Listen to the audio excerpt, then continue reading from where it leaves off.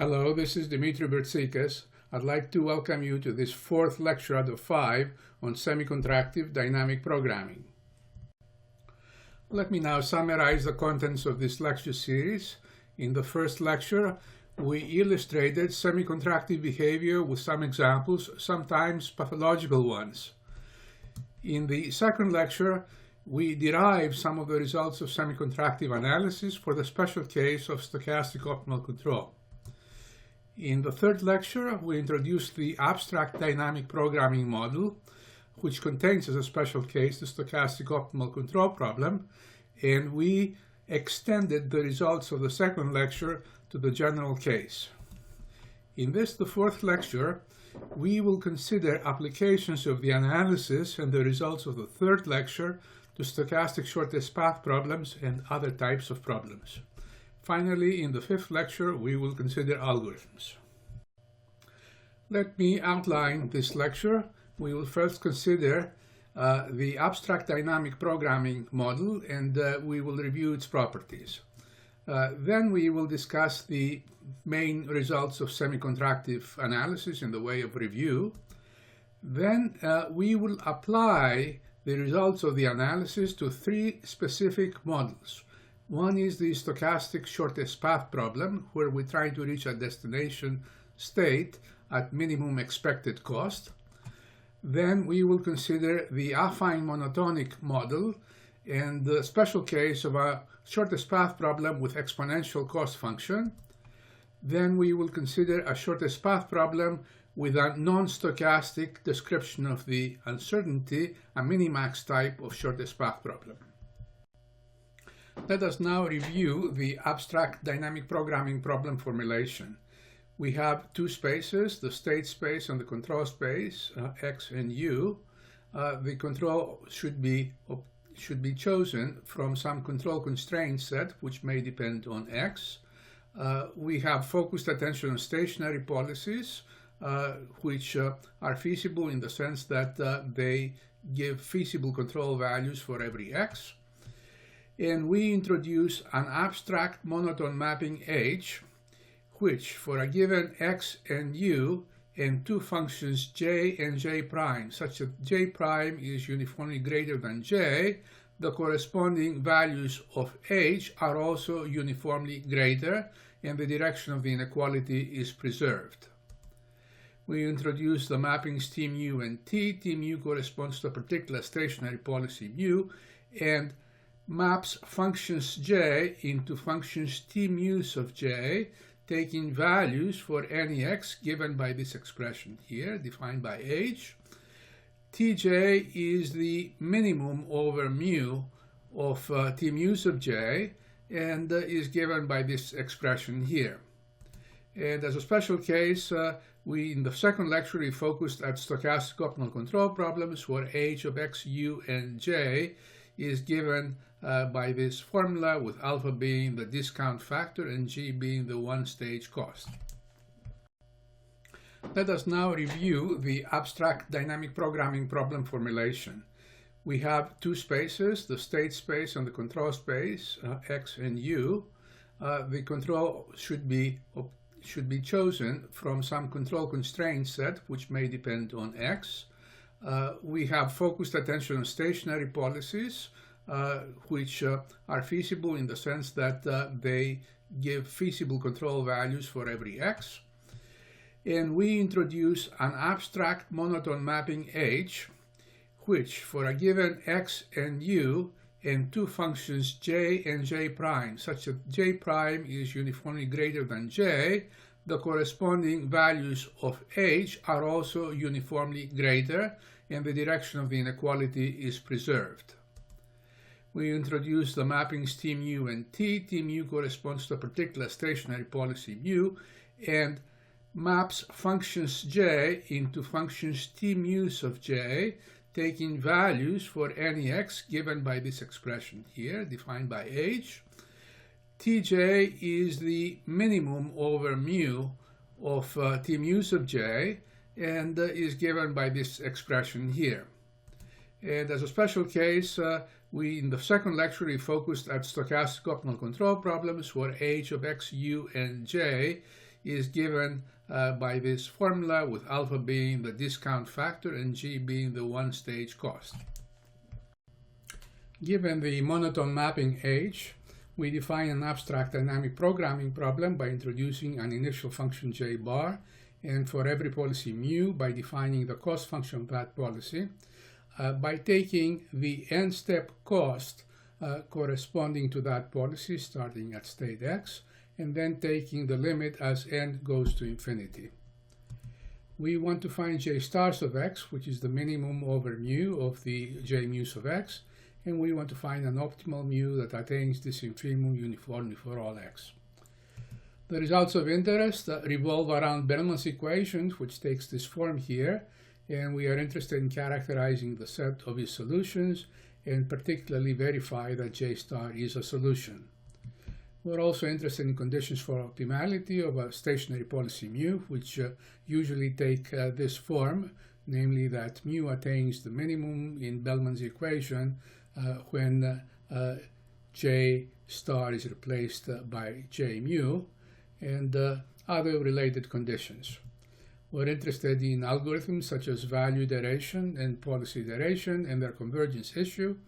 And in semicontractive models, the characteristic property is that some policies have a regularity property, namely they are well behaved with respect to value iteration, and some other policies are not well behaved. The general approach that we follow in semicontractive problems is to appropriately select a class of well-behaved or regular policies, and then consider the restricted optimization problem where we optimize over the regular policies only. This problem has a cost function which has some nice theoretical and algorithmic properties. For example, satisfies Bellman's equation and is also the natural result of algorithms such as policy and value iteration. And then we want to relate the restricted cost function, optimal cost function, to J star, the cost function of the original problem, and also relate the associated policies. Under reasonable conditions, then, we have generally obtained strong algorithmic and theoretical results, which we're going to apply in this lecture to specific problems. All of this is given in this research monograph, including the updated chapters that are online. The key idea of regularity starts with a set of functions S, and we define a policy mu to be S regular. If these two properties hold, J mu belongs to S, and also T mu is well behaved with respect to value iteration in the sense that it converges to J mu, to its fixed point, for all J in S. If a policy is not S regular, it's called S irregular. So we have a division of policies into S regular and S irregular depending on the set S. In lecture 3, we gave the main results of semicontractive analysis, and what we will do now is review part of these results, one result in particular that we are going to use in our analysis of 3 specific applications. Given the set S, we introduce the restricted optimization problem that corresponds to S. Here we consider the set of all S regular policies, and we minimize J mu over all mu in this set. Let's call J S star the optimal cost function of the S regular policies only, and we note that J S star is always greater than J star, since the set of S regular policies is only a subset of the set of all policies. The principal analysis revolves around J S star and its properties.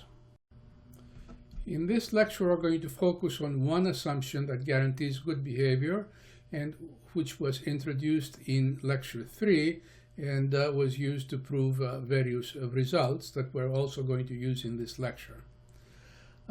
The first assumption is that there exists at least one S regular policy, and that J S star belongs to S.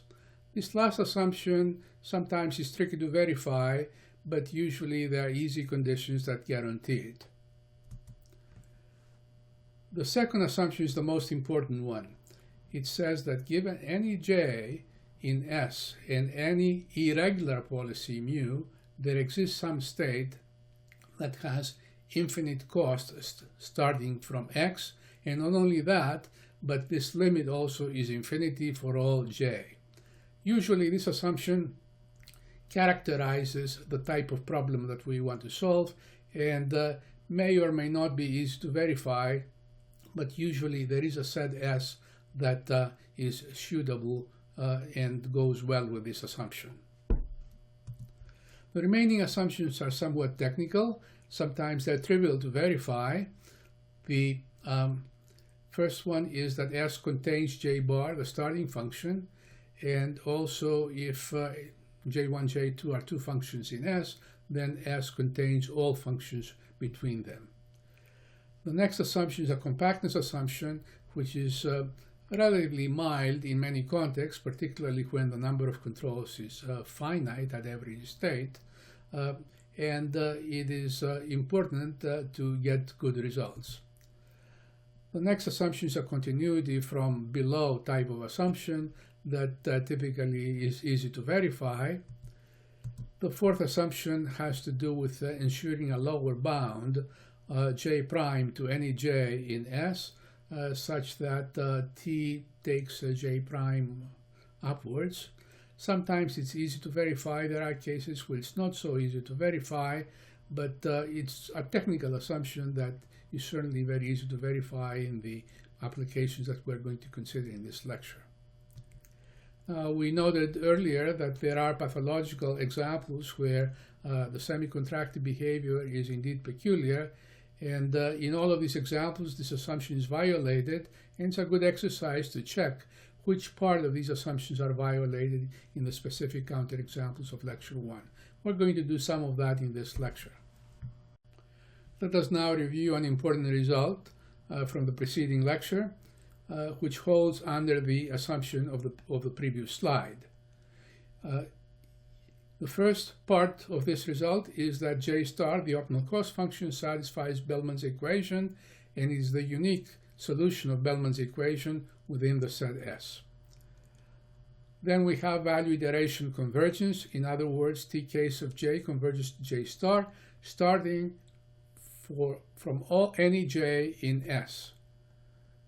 We have an optimality condition whereby mu is optimal if and only if it attains the minimum in Bellman's equation, and moreover, thanks to the compactness assumption, there exists an optimal S-regular policy.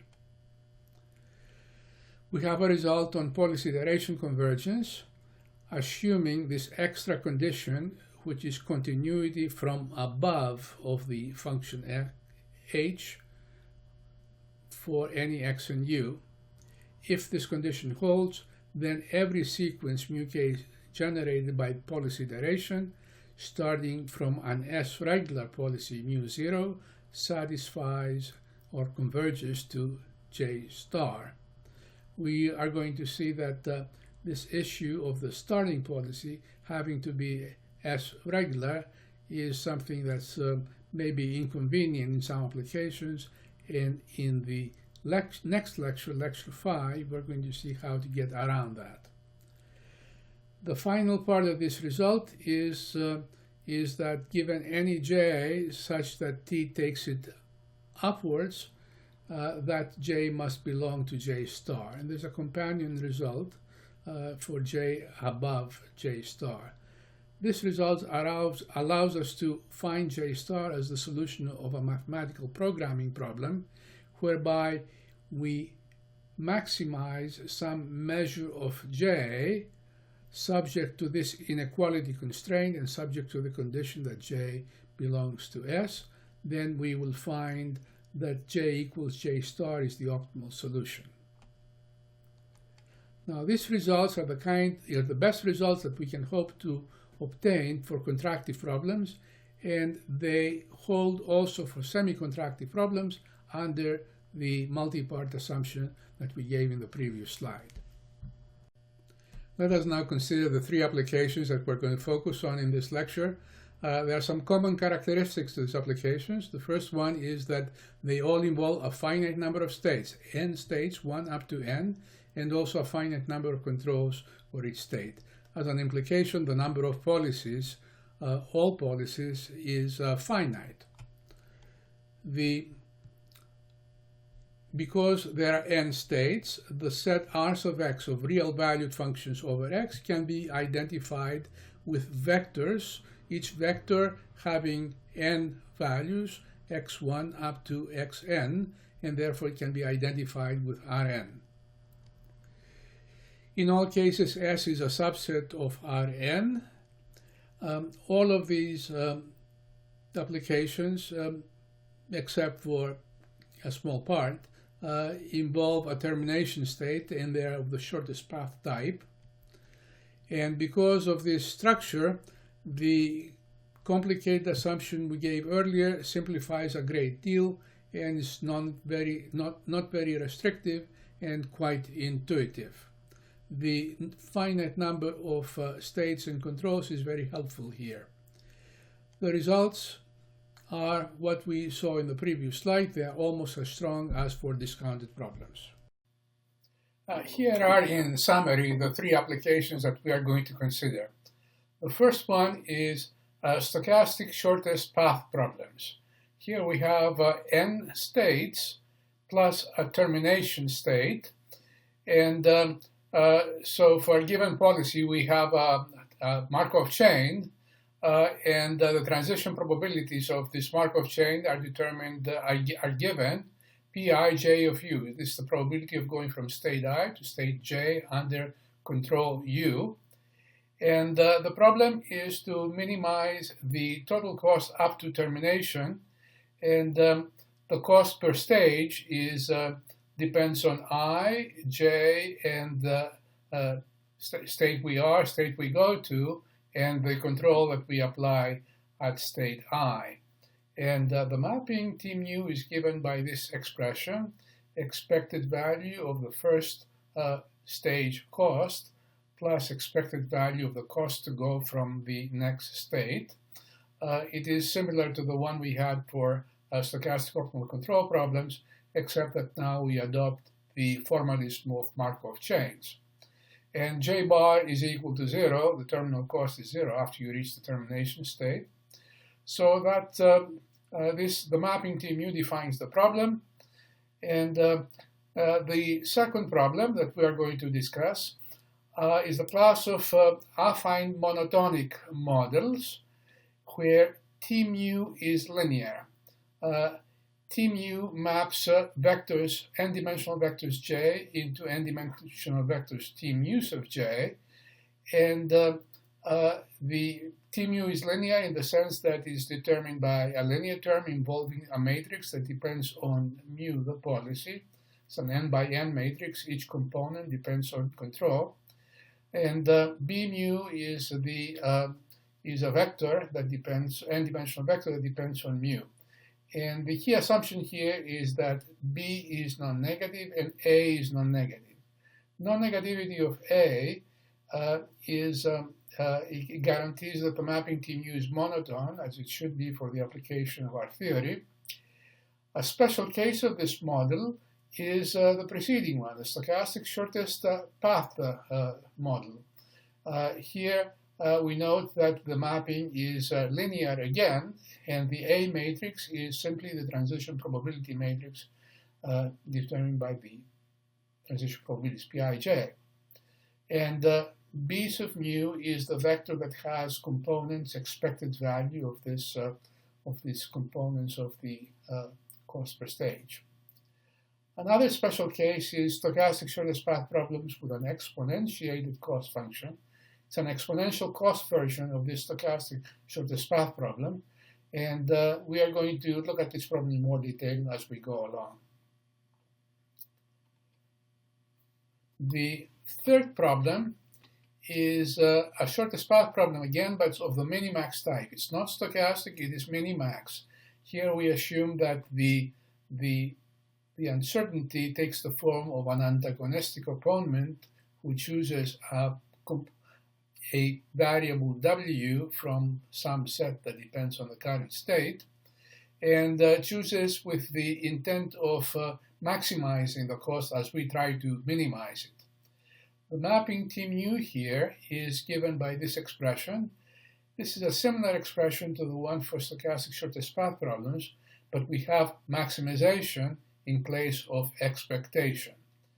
And once we reach the destination, the terminal cost is 0, so we take j bar equal to 0, and the cost of a policy mu starting at initial state I0 is the maximum of the end stage cost, maximum with respect to the variables w chosen by the antagonistic opponent, and the limit of that as n goes to infinity.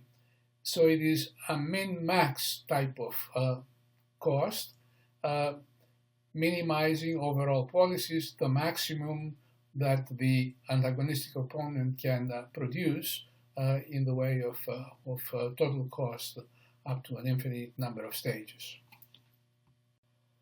We will now specialize our analysis to the case of a finite state and control space that underlies these three applications.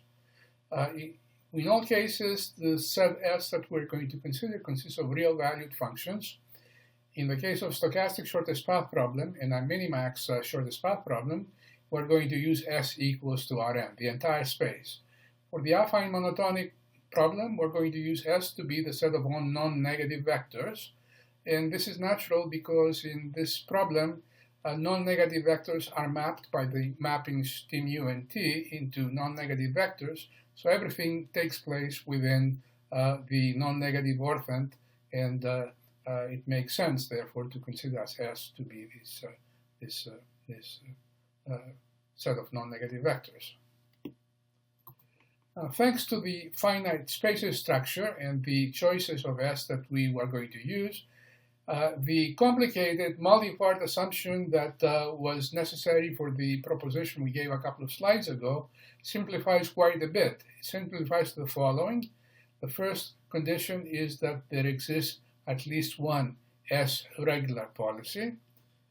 And the second condition is the infinite cost condition, that for all S in J in S and S irregular mu, there exists some state such that the corresponding cost is infinite, so S irregular policies cannot be optimal.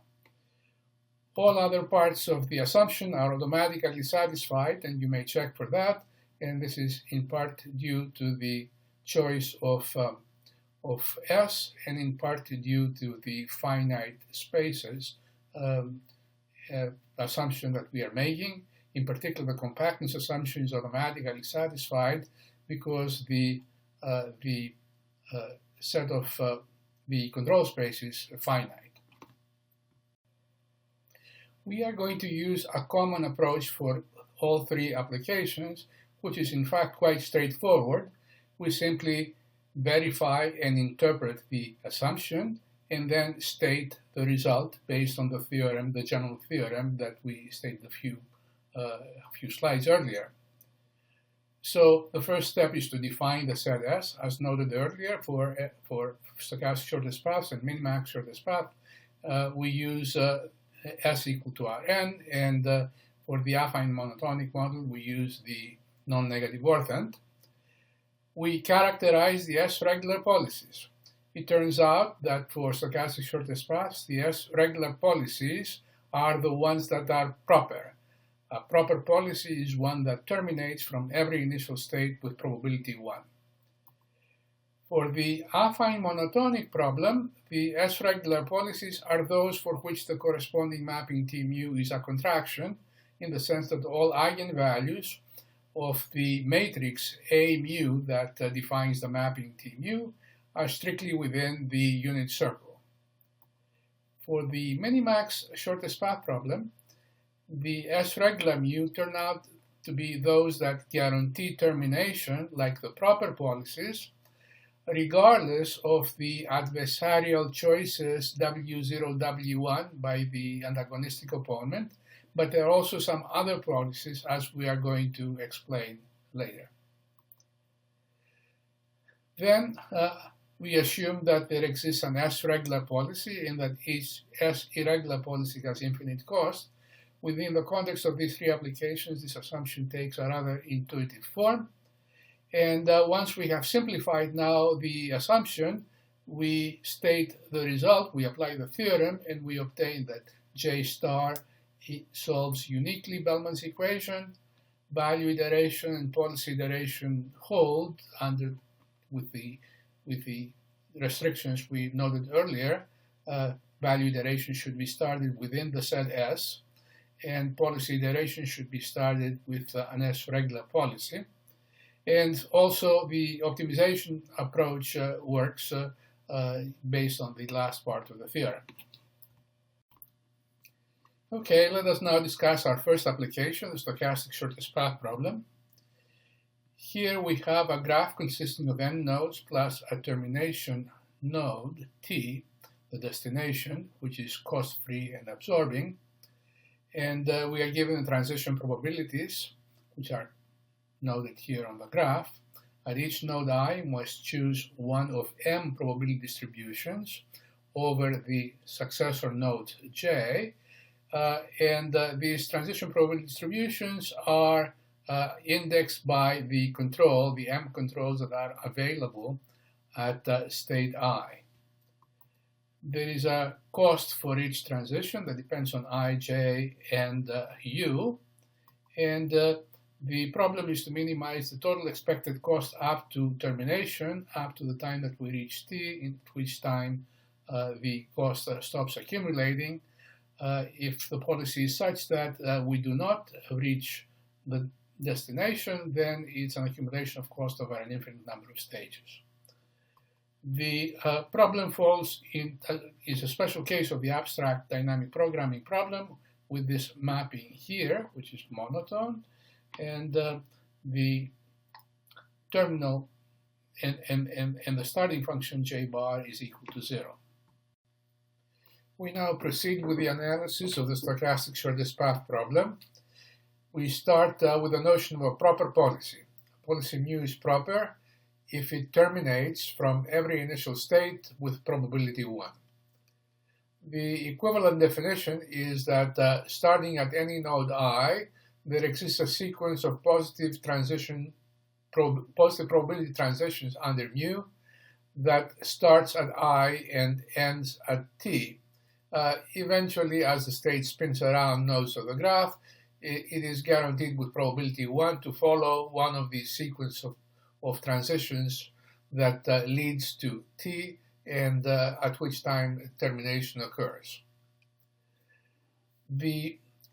For a proper policy, the J mu sub I is the expected cost starting from I up to termination, which is certain.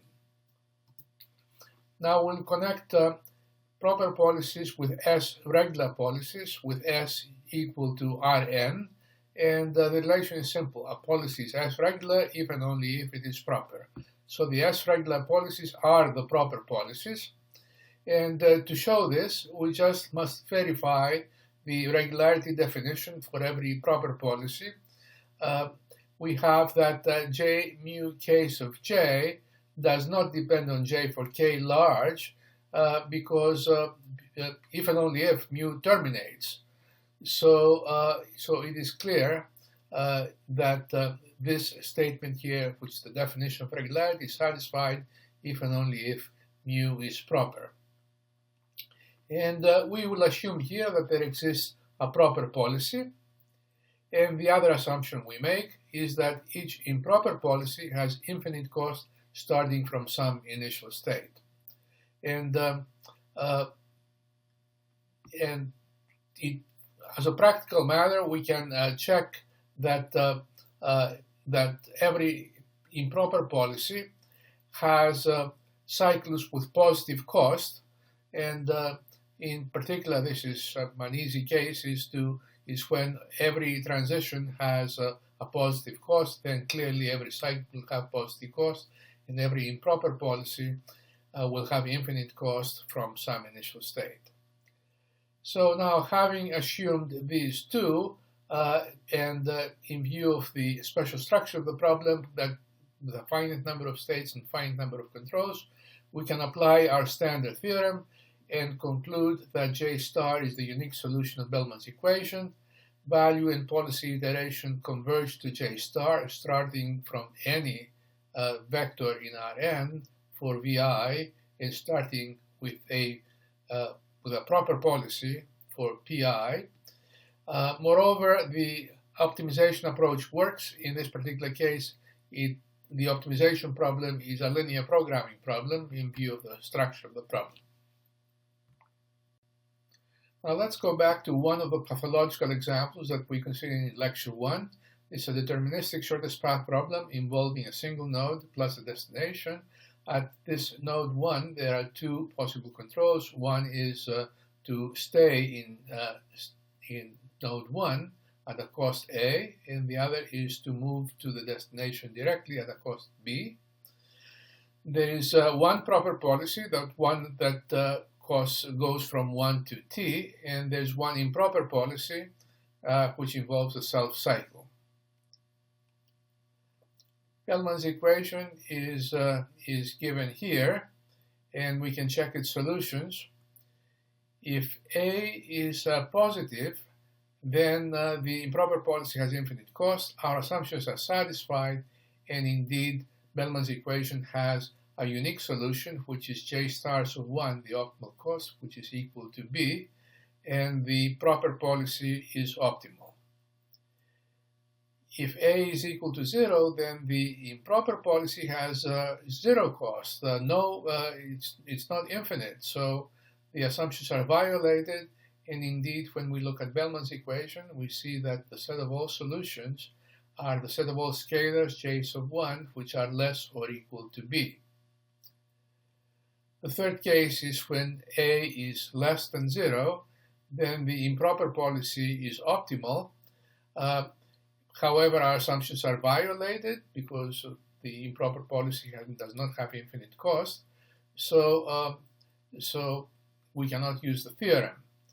It is possible to consider changing S to include the value minus infinity. In this case, we cannot apply our theorem because it requires that S consists of real valued functions, but there are some other theorems that we gave in lecture 2 and 3, that may apply, although this problem is not really interesting, and there is no real reason to analyze it much further. The interesting cases are these two: positive cost for cycling and zero cost for cycling. The positive cost for cycling case corresponds to some classical conditions under which deterministic shortest path problems are analyzed, which are that there exists a path to the destination starting from every node. Indeed, that corresponds to existence of an optimal of a proper policy. And the second assumption is that all cycles have positive length, which guarantees that all improper policies have infinite cost starting from some initial state. Let us also consider the pathological stochastic shortest path problem, where J star does not satisfy Bellman's equation. Here we have a single policy, mu, and the only uncertainty is at the first stage, starting at state 1. We can go to state 2 or state 5 with probability 1/2 each. And once we go to 2 or 5, then we spin deterministically around this cycle, which has a zero cost. And what happens in this problem, as we have verified, is that Bellman's equation is violated at state 1 because by computing these costs at state 2, 5, and 1, can verify that the equation does not hold. Now, what's happening here is that this policy is improper, and it does not have infinite cost from any initial state. All the costs are finite. So the infinite cost condition is violated, and the existence and the uniqueness of J star as a solution of Bellman's equation is violated as well. Let's now consider a second application, an affine monotonic model, which includes as a special case a stochastic shortest path problem with an exponential cost function. Here, the mapping T mu maps non-negative functions J into non-negative functions T mu's of J and is affine. So it has this form here, which is defined by an n by n matrix that's non-negative, has non-negative elements, and a non-negative vector b sub mu for each policy mu. We assume that J bar is also non-negative, but we don't necessarily assume that J bar is equal to 0 like we assume in stochastic shortest path problems or in stochastic optimal control problems. Now, some special cases of this model. One of them is the stochastic shortest path problem that we considered earlier, but with non-negative cost per transition. It corresponds to J bar equal to 0 and a non-negative cost per stage. And the matrix A mu here is the transition probability matrix of the problem. It's naturally non-negative. Another example is a stochastic shortest path problem with exponential cost for the length of a path. So for each policy mu and for each starting state, we consider paths that start at I up to reaching the destination t, and the length of those, we exponentiate that, and we take the expected value, and that defines the cost of the policy starting at state I. Now, after some work, one can verify that this corresponds to the affine monotonic problem with the vector b mu defined by having components given by this expression and the matrix A mu having components given by this expression. This takes some verification, and this is given in the updated chapter 3 of the abstract dynamic programming monograph. A more general problem is one involving a multiplicative cost function. If you notice here, the exponential of the length of the path has a multiplicative structure because the length of the path is the sum of the lengths of the arcs, and the exponential of that is the product of the exponential of the lengths. So if we use more general multiplicative structure, then we obtain a problem that can be put into the framework of this affine monotonic model. Let's now consider a second application, an affine monotonic model, which includes as a special case a stochastic shortest path problem with an exponential cost function. Here, the mapping T mu maps non-negative functions J into non-negative functions T mu's of J and is affine. So it has this form here, which is defined by an n by n matrix that's non-negative, has non-negative elements, and a non-negative vector b sub mu for each policy mu. We assume that J bar is also non-negative, but we don't necessarily assume that J bar is equal to 0 like we assume in stochastic shortest path problems or in stochastic optimal control problems. Now, some special cases of this model. One of them is the stochastic shortest path problem that we considered earlier, but with non-negative cost per transition. It corresponds to J bar equal to 0 and a non-negative cost per stage. And the matrix A mu here is the transition probability matrix of the problem. It's naturally non-negative. Another example is a stochastic shortest path problem with exponential cost for the length of a path.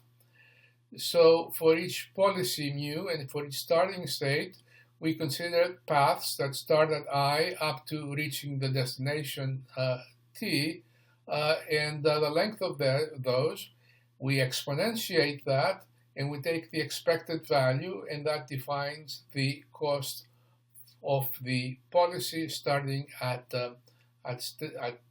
state I.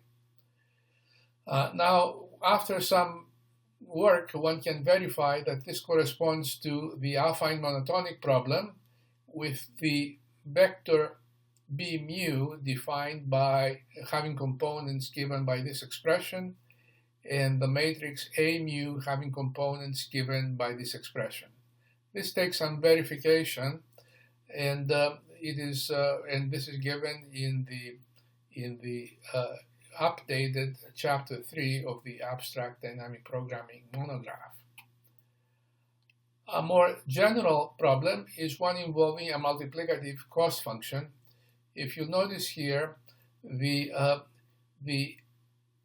exponential of the length of the path has a multiplicative structure, because the length of the path is the sum of the lengths of the arcs, and the exponential of that is the product of the exponential of the lengths.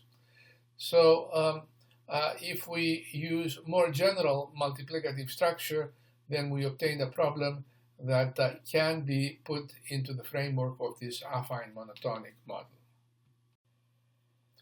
Now let us take here S equal to the set of all non-negative vectors and try to characterize the S regular policies. To this end, let's consider the cost function of a policy by repeatedly applying this equation, repeatedly applying the mapping T mu. We obtain T mu's of n-fold application of T mu, and it is given by this expression here. And it consists of two terms. One is the n-step cost corresponding to B mu, and then there is a terminal cost corresponding to J, and the cost vector of the policy is the limit of this expression with J replaced by J bar, and it has this form here. Now, if you look at the definition of an S-regular policy, the principal requirement is that the limit of this expression does not depend on J. In order for this to happen, it must be that this term here must vanish as n goes to infinity. And this will happen if A mu is a contractive matrix and has all its eigenvalues strictly within the unit circle. So we are led to consider these contractive policies for which we have the limit of A mu n J going to 0 as n goes to infinity. This is equivalent to A mu having eigenvalues strictly within the unit circle. Even though we need this only for J non-negative, this is equivalent to the limit being 0 for all J. Now, the key fact here is that mu is S regular if and only if T mu is contractive. And this is suggested by these expressions here, and for a justification, note that J mu is given for a contractive mu by this expression here, because in the limit this term goes to 0.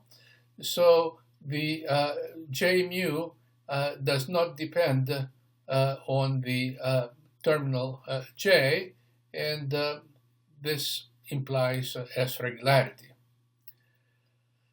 The reverse also can be shown to be true, namely that if you have an S regular policy, it must be contractive. In other words, if this does not affect the definition of the limit of T mu's of J, then it makes sense that we should have this going to 0, and in fact it's true, but here we need also the non-negativity of Fa mu for this to go through. Let us now apply our basic result to the affine monotonic model. we will assume that there exists at least one contractive or S-regular policy, and we will also make an infinite cost assumption, namely that every non-contractive or S-irregular policy has infinite cost for some initial state. Under these assumptions, together also with the finiteness of the state space and the control space, we have that the standard results hold, namely that Bellman's equation has J star as its unique solution. Value iteration converges to J star starting from any vector in S, any non-negative vector, and policy iteration also converges to J star starting from any contractive or S-regular policy. We have the standard optimality conditions, and also we have the possibility of solving the problem by optimization by solving a linear programming problem in this particular case. Let us also focus on the exponential cost stochastic shortest path problem. For this problem, the notion of a proper policy is still valid. We still have these proper policies that are guaranteed to terminate with probability 1. And it is clear that every proper policy is contractive. On the other hand, it can be seen that the reverse is not true. There might be some improper policies that are contractive if they contain cycles, for instance, that have negative length. It turns out that in exponential cost stochastic shortest path problems, such policies that include cycles with negative cost may not cause difficulties, in contrast with the example that we saw a few slides earlier. Zero cost cycles may cause a problem, and we will see this now with an example. Let's consider the deterministic shortest path problem that we considered a few slides earlier, but with exponential cost function. Again, we have a single node 1 in the destination node.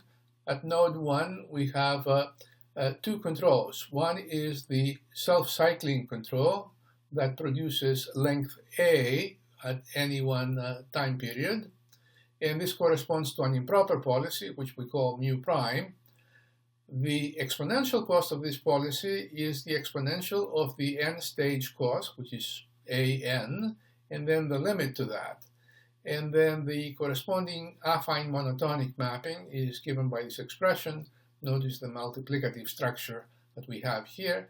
Clearly, it is also affine and also maps non-negative j into non-negative j.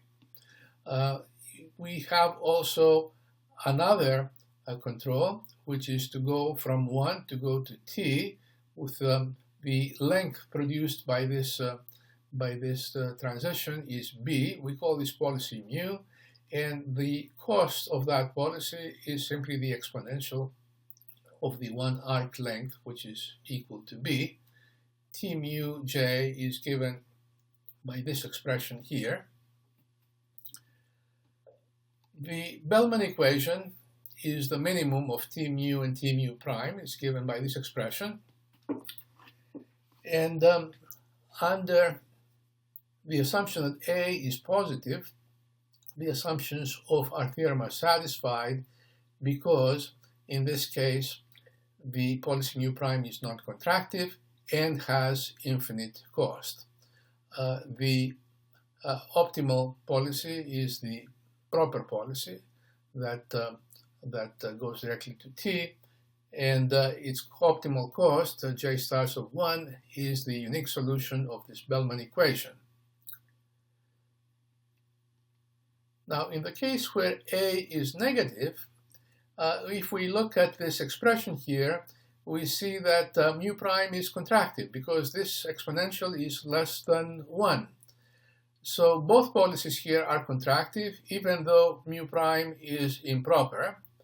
And the assumptions for our theorem are satisfied, and j star of 1, which is equal to 0, with this policy mu prime being optimal and having cost 0, j stars of 1 equals 0 solves uniquely Bellman's equation, and mu prime is optimal.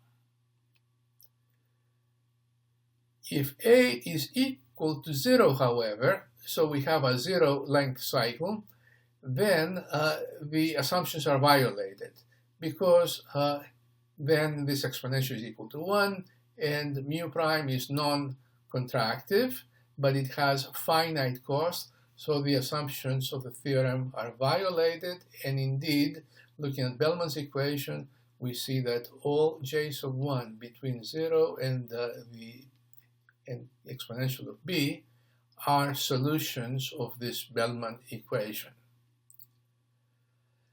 If exponential of b is less than 1, then the proper policy is optimal. If the exponential of b is greater than 1, then the improper policy is optimal. Now, the assumption that a is greater than 0 corresponds to the classical conditions that there exists a path to destination starting from every node, and that all cycles have positive length. But this problem is actually well behaved even when a is strictly less than 0. That's the difference between the ordinary stochastic shortest path problem and its exponentiated version. Let's consider also the exponential cost version of the pathological problem where J star does not satisfy Bellman's equation. This is the earlier stochastic shortest path counterexample that we examined a few slides back, which involved zero-length cycles. We have uncertainty only at this node 1, where with probability 1/2 we can go to node 2 or to node 5. Once we go to 2, then we deterministically spin around this cycle that has zero cost. And similarly, if you go to 5, we spin around this cycle again with zero cost, but the cost is structured in a way that pathological behavior is results. We can calculate the exponential cost corresponding to this policy.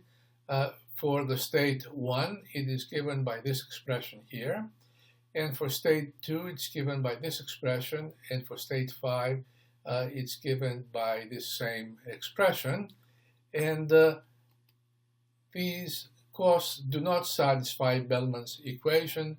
Similarly, and through the same mathematical mechanism that it did not satisfy it for the case of the non-exponential cost.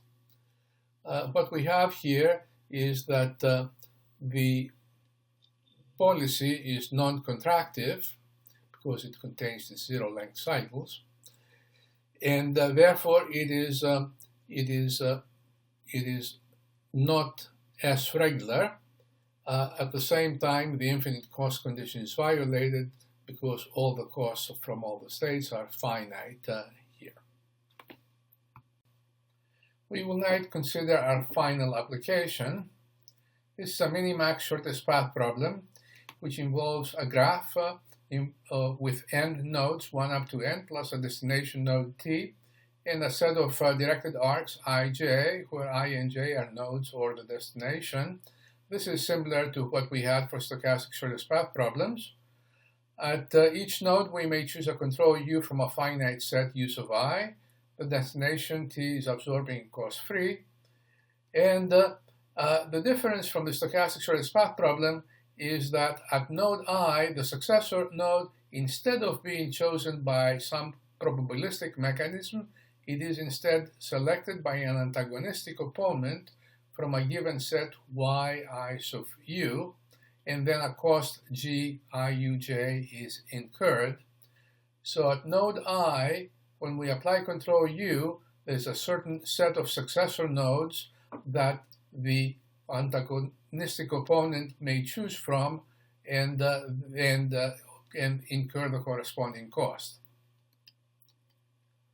The mapping H has this form here, which is similar to the one we had for stochastic shortest path problems. The difference is that instead of having expectation over the successor nodes j, we have maximization over the choices of the antagonistic opponent. J tilde here is equal to j if for the nodes, the regular nodes, the non-destination nodes, and j tilde is equal to 0 if the j is equal to the destination node t. The mapping T mu is given by the usual expression in terms of h, and Tj is the minimum over all T mu's of j. J bar is the zero function, and if you think about it, the cost of a policy mu starting at node I0 is a minimax expression. Minimum of the maximum of the n stage arc length taken to the limit as n goes to infinity. Now, in order to apply our theorem, we need to characterize the S regular policies. S is going to be taken here to be Rn. And to this end, we're going to introduce some definitions. A possible path under mu starting at node I0 is simply a path that can occur under some possible choices of the antagonistic opponent. So it's just a sequence of arcs that the end node of each arc being the start node of the next arc, and such that the choices are made from the set of possible selections of the antagonistic opponent. And there are many such paths starting at any one node, because there are many possible sequences of actions of the antagonistic opponent. And the set of all possible paths under mu starting at I0 is denoted by capital P I0 mu. Now, given any possible path, its length is the usual length, the sum of its arc lengths. And we use similar definitions for the case where we have a portion of a path consisting of a finite number of consecutive arcs. Now, given mu and I, k applications of mu give the length of some k arc path. However, because of the maximization in the definition of T mu, this gives you the longest path, the worst possible path that can occur under mu starting at I. And we can compute this length by using a k-stage dynamic programming algorithm. Let us also mention cycles, which are paths consisting of successive nodes, and the starting node is equal to the ending node. And let us also consider paths that terminate, that reach the destination after a finite number of arcs, and then have to cycle around that destination forever. Now we say that the policy is proper if all its possible paths contain no cycle and terminate. So this is an extension of it is similar to the definition of a proper policy in a stochastic shortest path problem.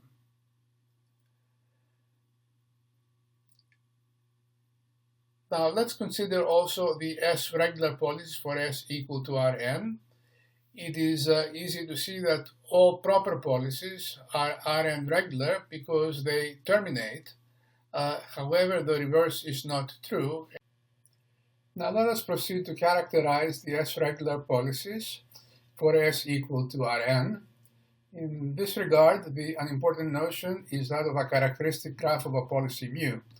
This graph has as arcs all the possible actions that can be taken by the antagonistic opponent. In particular, for the typical node I, we consider all arcs as ij, where j is within the set of options of the opponent, and we take the union over all I. So this graph contains all the possible paths that correspond to a policy mu. And in the figure here, we have two examples of characteristic graphs. In the figure on the right, the characteristic graph is acyclic and therefore corresponds to a proper policy. At node 1, there's only one option that the antagonistic opponent has, which is to go straight to T. At node 2, there are two options that the opponent has, either to go to 1 or to go to T. In the figure on the left, we have a characteristic graph of a policy that's improper. It is improper because it contains cycles. In particular, at node 1, the antagonistic opponent has the option to stay at 1, go to T, or go to node 2. And there are two cycles here, and for this reason, the policy is improper. Now, we say that the characteristic graph is destination connected if for every node there exists a possible terminating path. And we see that both of these characteristic graphs are destination connected. For every starting node, there is a path that takes us to the destination. In the graph on the left, if we didn't have these two arcs, then we would have a legitimate characteristic graph, which is, however, not destination connected. Now we can characterize the Rn regular policies as follows. It is possible to prove that mu is Rn regular if and only if the characteristic graph of mu is destination connected and all its cycles have negative length. A proper policy by necessity is Rn regular because it has no cycles and it must be therefore destination connected. Every node has an outgoing arc. And so proper policies are Rn regular, but it is possible to have Rn regular policies which are not proper. An equivalent theorem is the following that characterizes Rn irregular policies. Mu is Rn irregular if and only if it is improper, and in addition, it is either destination disconnected or A mu, the characteristic graph, has a cycle of non-negative length. So it is not enough for a policy to be improper in order to be Rn regular. There are improper policies that are Rn regular. However, this is the criterion for an improper policy to be irregular. Having characterized S regularity, we can now apply our basic theorem. We assume first that there exists at least one proper policy. Because proper policies are S regular, this implies also that there exists an S regular policy. We also make an infinite cost type of assumption. For every improper policy mu, all the cycles in the characteristic graph have positive length. And if you look at the characterization of regularity we gave in the previous slide, this implies that every irregular policy has infinite cost for some initial state, which is the second major assumption that we need to make in order for the basic results to hold. Now, having made these two assumptions and given the finiteness of the state space and the control space, we have all the standard results. In particular, J star is the unique solution of Bellman's equation. Value and policy iteration converge to J star. We have the standard optimality conditions holding, and so on. Now, some notes about the minimax shortest path problem. We have here the assumption that all the cycles corresponding to improper policies have length that is positive. However, it's possible to relax this condition to non-negativity. The way to do this is by using a general argument that we are going to explain the next lecture. We add a perturbation delta, a positive perturbation, to every arc length, thereby making all the cycles to have a positive length. Then we can apply the basic results and then take delta to go to 0 and see what happens. We can apply some interesting results in this way as well as algorithms. In the minimax shortest path problem, there is also a special algorithm that terminates in a finite number of steps, which is similar to in fact, an extension of the Dijkstra algorithm for solving deterministic shortest path problems. with non-negative arc lengths. And there is not quite an algorithm as powerful as this for stochastic shortest path problems. It's an interesting fact that it is possible for minimax problems. Also, this algorithm does not generalize beyond the deterministic and minimax shortest path problems to other semi-contractive type of problems.